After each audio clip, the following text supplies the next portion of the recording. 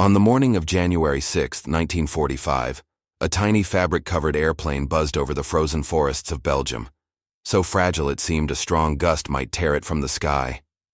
German soldiers below barely glanced upward at the L-4 Grasshopper observation aircraft, a machine they'd seen countless times spotting artillery positions and ferrying messages. What they didn't know was that this particular aircraft carried 6 bazookas strapped to its wings and a pilot mad enough to use them. Major Charles Carpenter, a high school teacher from Illinois turned Army pilot, was about to rewrite the rules of aerial combat in the most unexpected way imaginable. The L-4 Grasshopper was never designed for combat.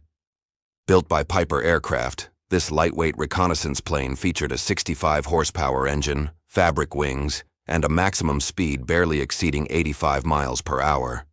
Military planners intended it strictly for observation duties, flying slow and low to direct artillery fire and report enemy positions.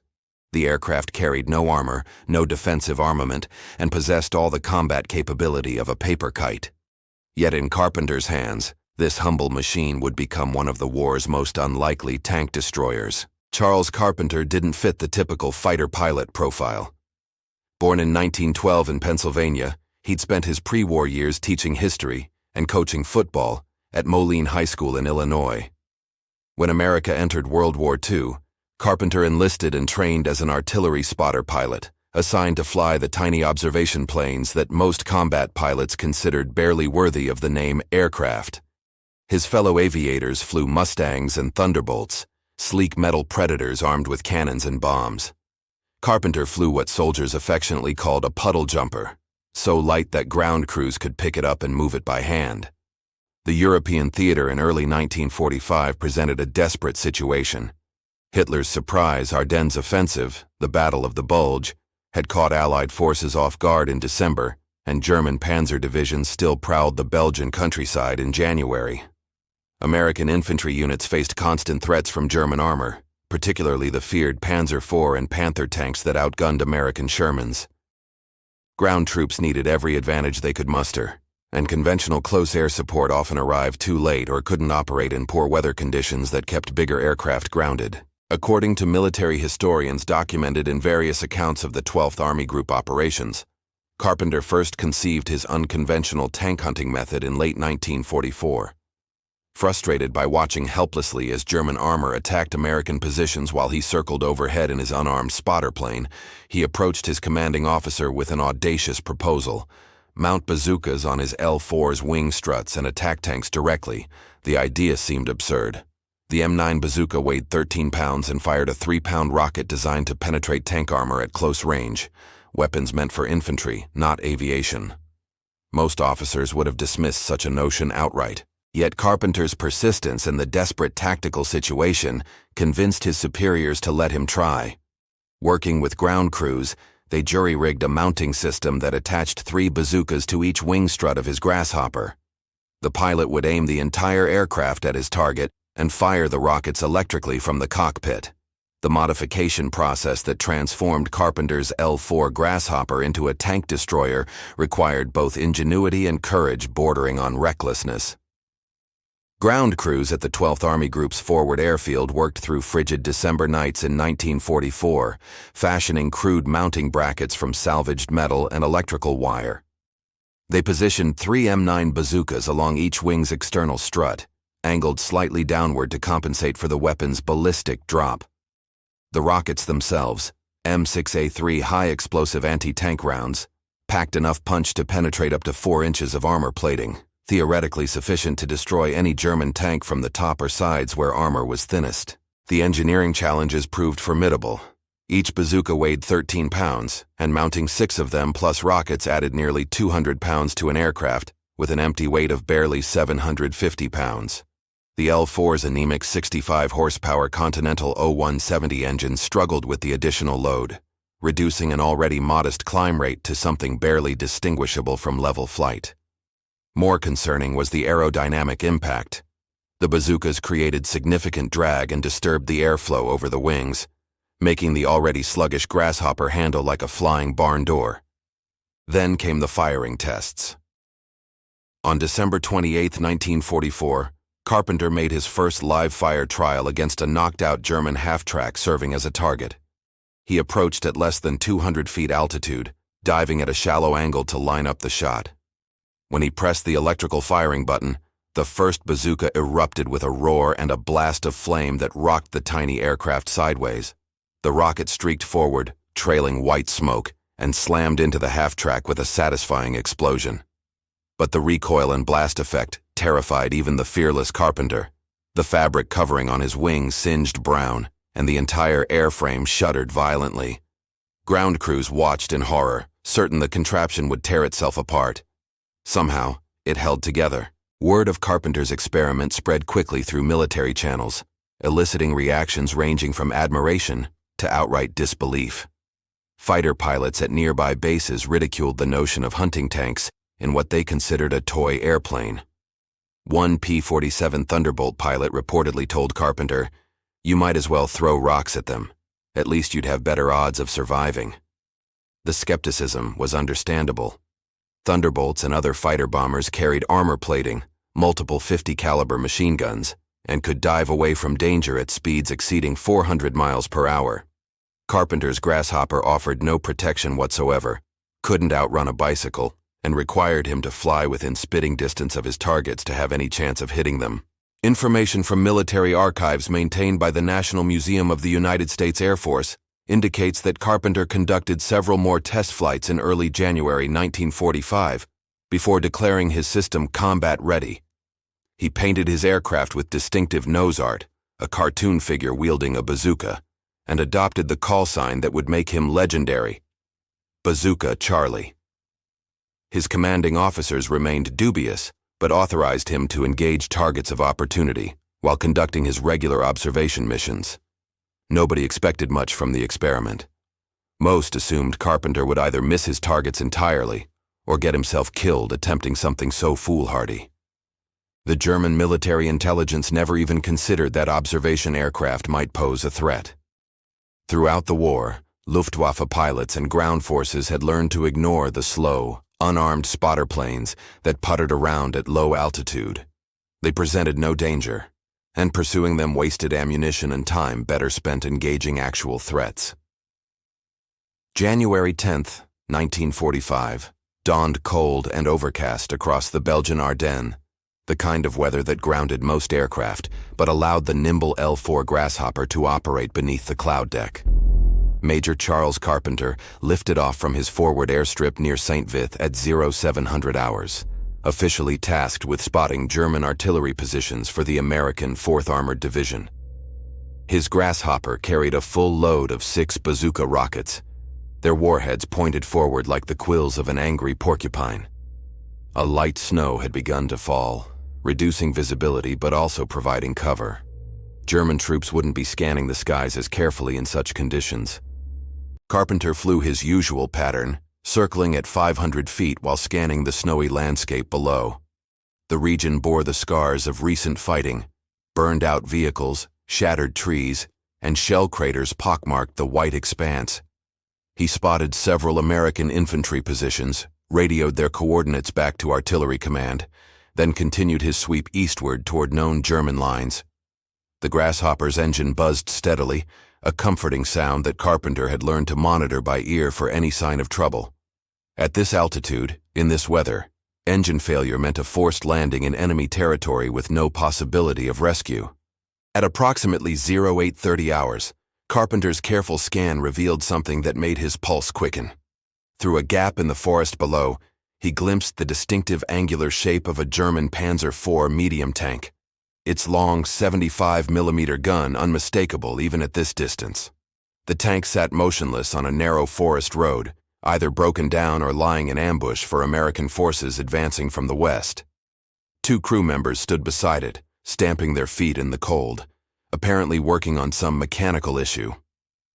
This was exactly the kind of target Carpenter had been hoping to find: stationary, unaware, and isolated from supporting units. Every instinct in Carpenter's body screamed at him to call in the coordinates and let artillery handle it. That was the safe, sensible, proper procedure. But artillery took time to respond, and by then the tank might move. Moreover, in these dense forests, Hitting a single tank with artillery fire required dozens of rounds and considerable luck. Carpenter made his decision in seconds. He would attack. He pushed the stick forward, putting the Grasshopper into a shallow dive that picked up speed with agonizing slowness. The tank grew larger in his windscreen as he descended from 500 feet to 400, then 300. The German crew members finally noticed the approaching aircraft at about 200 feet altitude. Carpenter saw them looking up, pointing, but not with any particular alarm, just mild curiosity at the observation plane passing overhead. They had no idea what was coming. At 150 feet and closing, Carpenter steadied his aim, lining up the tank and his improvised gun sight scratched into his windscreen. His thumb hovered over the firing button. The Grasshopper shuddered in the turbulent air near the ground, 100 feet. The tank filled his vision. He pressed the button. The first bazooka fired with a crack and a flash, the rocket leaving a corkscrew trail of white smoke as it screamed downward. Carpenter felt the violent recoil kick the left wing upward, forcing him to fight the controls to keep the aircraft level. The rocket struck the Panzer's engine deck with a thunderous explosion, penetrating the thin top armor and detonating inside the engine compartment. Black smoke erupted from the stricken tank. The explosion that consumed the Panzer's engine compartment sent a column of oily black smoke spiraling into the gray Belgian sky. But Major Charles Carpenter had no time to admire his handiwork. The violent recoil from firing the bazooka had thrown his Grasshopper into a dangerous sideways skid, and he was now barely 100 feet above the tree line, flying at an angle that threatened to spin him into a fatal stall. He wrestled the control stick, applying right rudder to compensate, feeling the fabric-covered wings flex and groan under the stress. The little Continental engine screamed at full throttle as he fought for altitude, every foot of climb bought with agonizing slowness. Below, chaos erupted around the burning tank. The two German crew members who'd been standing beside the Panzer scattered into the forest as ammunition inside the vehicle began cooking off, sending bright tracers in random directions. But Carpenter's problems had only begun. His attack had not gone unnoticed. As he clawed for altitude, climbing through 200 feet with painful sluggishness, he spotted muzzle flashes from the tree line. German infantry, alerted by the explosion, had opened fire with rifles and machine guns. Bullets cracked. Past the Grasshopper's wings and fuselage, the distinctive snap-snap-snap sound that every pilot dreaded. The L-4 Grasshopper offered absolutely no protection against ground fire. Its skin consisted of fabric stretched over a wooden and metal frame, capable of being punctured by anything more dangerous than a sharp stick. A single bullet in the wrong place, the fuel tank, the engine, the pilot, would end Carpenter's war instantly. He jinked the aircraft left and right, using what little maneuverability he possessed to present a more difficult target, though at his speed, this amounted to gentle weaving rather than true evasive action. The ground fire intensified. Something punched through his left wing with an audible thwack, leaving a hole the size of a silver dollar in the fabric. Carpenter made the split-second decision to flee rather than press his attack with the remaining 5 rockets. Courage was one thing, suicide was another. He turned west, keeping the Grasshopper's tail to the German positions, and gradually increased his altitude to 500 feet, where small arms fire became less accurate. His hands shook slightly on the controls, not from fear, he told himself, but from the adrenaline dump following combat. He'd just destroyed a German tank with a weapon nobody believed could do the job. The proof lay burning in the forest below, visible for miles. When Carpenter landed back at his forward airstrip 40 minutes later, his ground crew rushed to inspect the aircraft. Besides the bullet hole in the left wing, they found 3 more hits, one through the tail section, one that had creased the fuselage just behind the cockpit, and one that had struck the right landing gear strut without compromising its structural integrity. The crew chief, a grizzled sergeant from Ohio named Williams, walked slowly around the Grasshopper, shaking his head.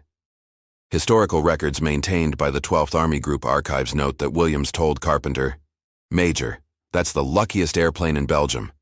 This thing's held together with prayers and baling wire."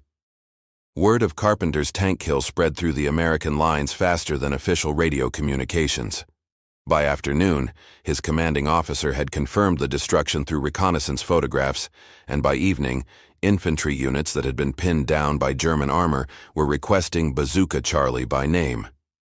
The psychological impact proved almost as significant as the tactical victory. American troops, who'd spent months feeling vulnerable to German tanks, now knew that even when weather grounded conventional air support, a crazy major in a fabric airplane might show up to even the odds. German forces, conversely, began to regard even harmless-looking observation planes with suspicion. Carpenter spent the evening of January 10th supervising repairs to his aircraft and planning his next sortie. The bullet holes were patched with fabric and dope, the bazookas were reloaded, and the electrical firing system was tested and retested.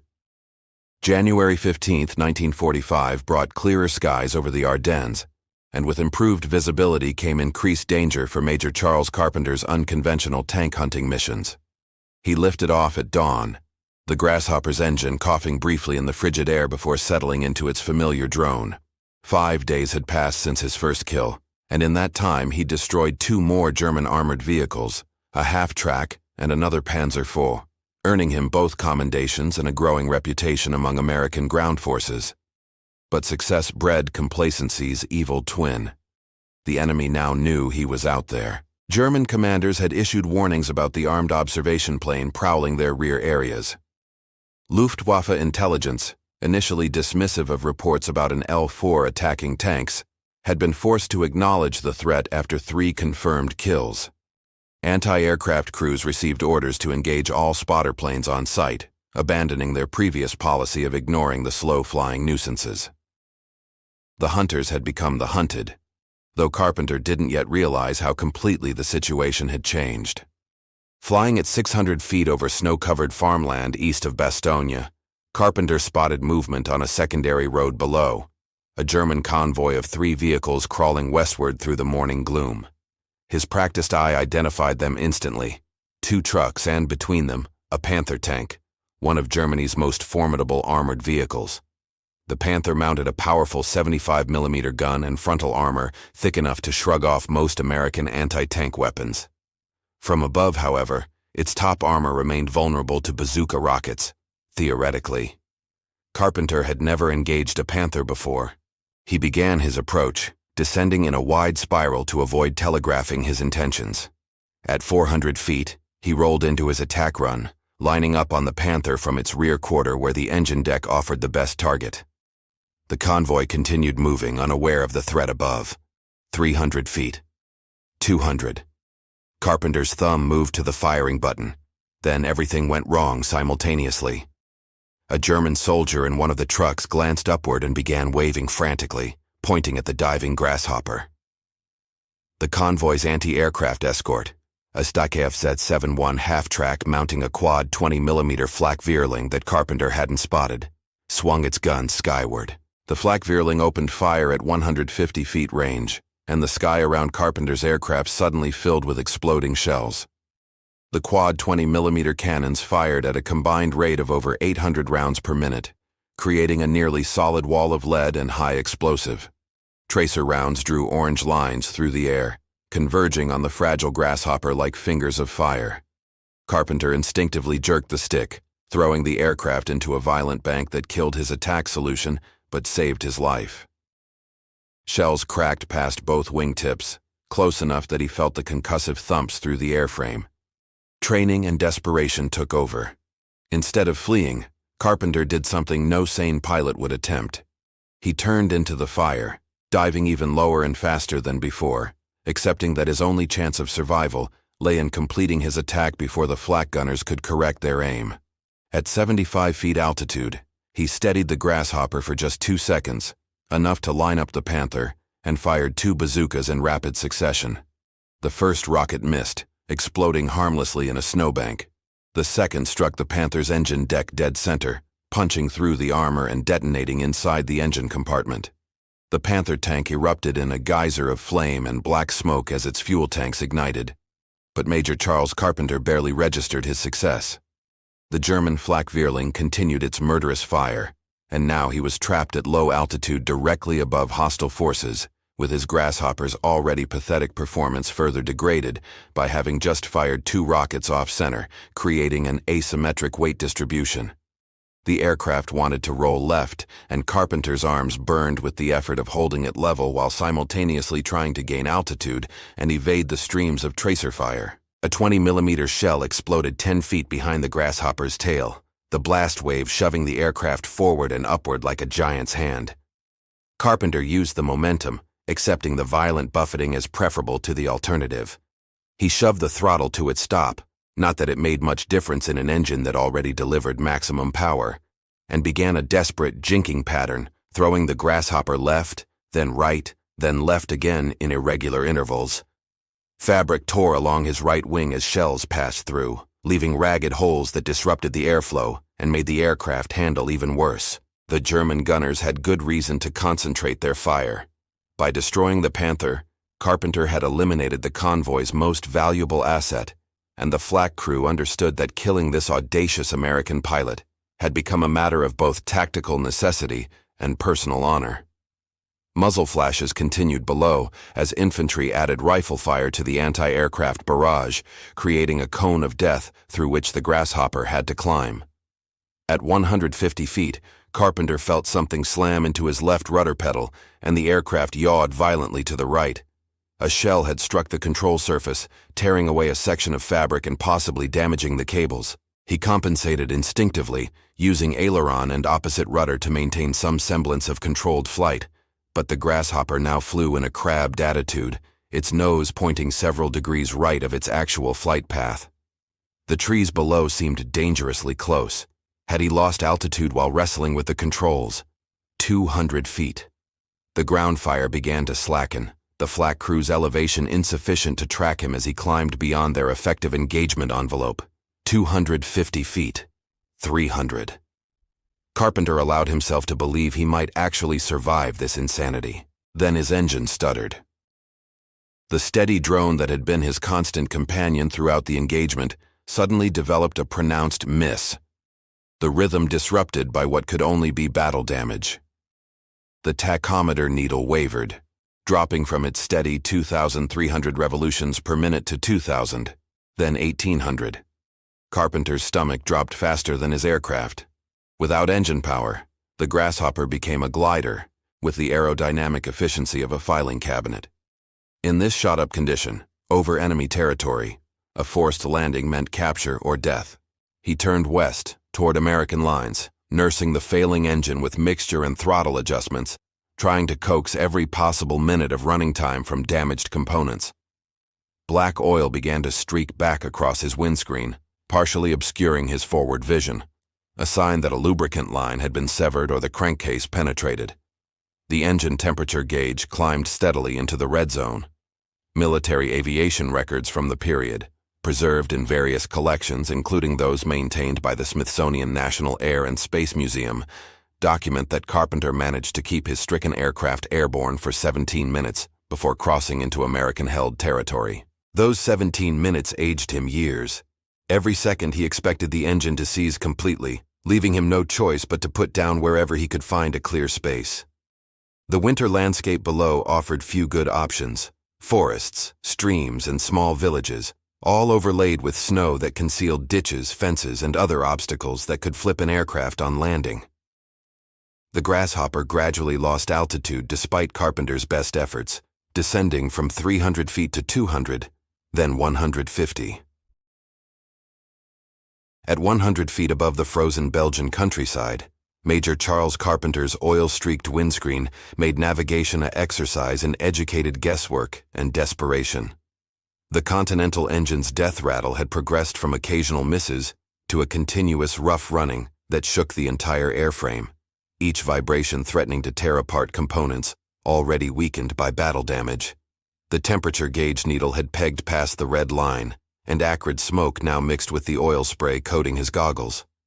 Carpenter knew he had minutes at best before catastrophic engine failure forced him down, and the question was no longer if he would crash but where. Through gaps in the oil smears, he glimpsed a railroad line running northwest, a landmark he recognized from his countless previous flights over this sector. If his dead reckoning navigation was correct, that railroad led to the town of Houffalize, which American forces had captured just days earlier during the push to close the Bulge Pocket. The town lay perhaps 3 miles ahead, but 3 miles might as well have been 30, given his aircraft's deteriorating condition. The Grasshopper had descended to 75 feet, low enough that he could distinguish individual trees and see the faces of people below. Whether they were American or German remained unclear through his compromised vision. The engine's rhythm changed again, developing a new knock that Carpenter recognized as a death sentence. A connecting rod or piston was failing, and when it let go completely, the engine would seize and potentially catch fire. He needed ground now, not in 3 miles but immediately. Scanning frantically ahead, he spotted what might be a farmer's field, its surface relatively flat and covered in snow that would cushion his landing or hide obstacles that would destroy his landing gear. He had no choice. The engine made the decision for him with a bang and a shower of sparks visible even through the oil spray. Carpenter cut the ignition and fuel to prevent fire, and the Grasshopper transformed from a barely flying aircraft into a falling object with pretensions of gliding. Sudden silence replaced the engine's roar, a silence broken only by wind whistling through holes in the fabric and the creaking of overstressed structure. He had perhaps 30 seconds of controlled descent before hitting the ground. He lined up on the field, estimating wind direction from smoke rising from a distant farmhouse, and began his final approach with no engine, damaged controls, and oil completely obscuring the center of his windscreen. The ground rushed up faster than he expected, 50 feet, 25. He flared the Grasshopper's nose up, bleeding off speed, feeling the aircraft mush toward a stall. The landing gear touched snow with a soft thump that gave him momentary hope. Then the left wheel caught something solid hidden beneath the white surface. The gear strut collapsed, the left wing dropped and struck the ground, and the Grasshopper spun violently to the left. Carpenter was thrown against his harness, his head snapping forward then back. The world rotated in a sickening blur of snow and sky and brown earth. Metal screamed, fabric tore, and something struck his shoulder with enough force to knock the breath from his lungs. Then stillness. Carpenter hung in his harness, disoriented, ears ringing. The Grasshopper had come to rest on its left side, the cockpit canted at a 45-degree angle. His first thought was fire. Get out before it burns. He fumbled with the harness release, his fingers clumsy from adrenaline and cold. The buckle finally yielded, and he half fell, half climbed from the shattered cockpit, landing in snow that came up to his knees. He staggered several steps away before his legs gave out, dumping him face first into a snowbank. He lay there for several seconds, taking inventory. Everything hurt, but nothing seemed broken. He was alive. Voices reached him, American voices shouting questions and warnings. Carpenter managed to raise his head and saw soldiers approaching cautiously, their weapons trained on the wrecked aircraft. He waved weakly, then louder. Friendly, American. The soldiers lowered their rifles and rushed forward. The soldiers who pulled Major Charles Carpenter from the snow on January 15, 1945, belonged to the 87th Infantry Division, and they'd watched his forced landing from their forward positions with a mixture of horror and admiration. A medic checked him for injuries, finding nothing worse than bruises, a wrenched shoulder, and minor cuts from broken plexiglass. What could have been a fatal crash had instead delivered him safely to friendly lines through a combination of skill, luck, and the Grasshopper's inherently forgiving low-speed handling characteristics. The aircraft itself was a total loss, its fuselage broken, wing spars cracked, and engine seized solid from catastrophic internal damage. As Carpenter sat wrapped in blankets drinking hot coffee at the division command post, an intelligence officer debriefed him about his attack on the Panther tank. Forward observers had confirmed the kill, bringing Carpenter's tally to 4 German armored vehicles destroyed, a feat unprecedented for an observation pilot flying an unarmed reconnaissance aircraft, modified with improvised weapons. The story spread rapidly through American forces, and by evening, reporters from Stars and Stripes newspaper were requesting interviews with Bazooka Charlie. The nickname, which Carpenter had adopted partly as a joke, now became official military legend.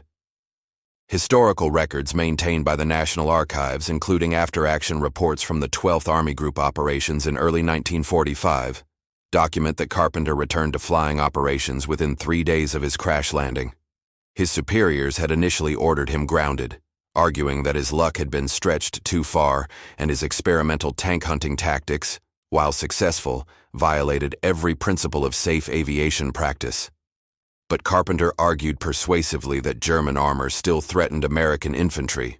Conventional close air support remained vulnerable to weather and enemy fighters, and his technique, though unconventional, had proven effective. He was given a replacement L-4 Grasshopper and permission to continue his armed reconnaissance missions. Between mid-January and the end of February 1945, Carpenter conducted dozens more combat sorties, adding 2 more confirmed tank kills to his record for a total of 6 destroyed German armored vehicles. No other pilot in World War II, flying any aircraft of any nation, could claim to have destroyed tanks with bazookas fired from a fabric-covered observation plane.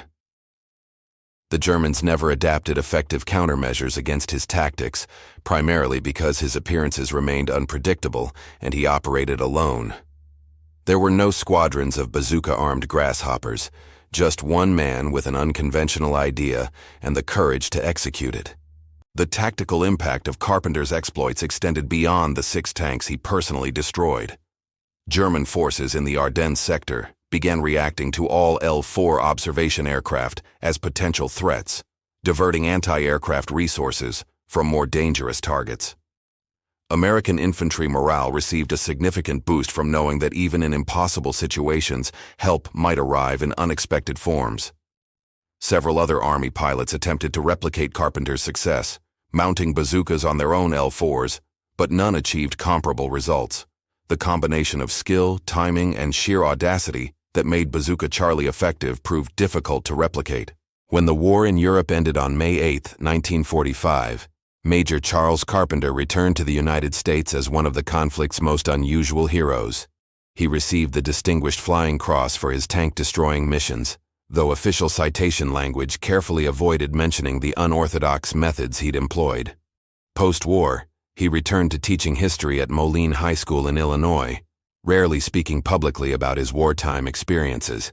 His students knew him as a quiet, scholarly man who occasionally gazed out classroom windows as if searching for something in the clouds. The L-4 Grasshopper that Carpenter flew during his most successful missions, the aircraft that had survived multiple ground fire hits before his final forced landing, was scrapped after the war, along with thousands of other surplus military aircraft.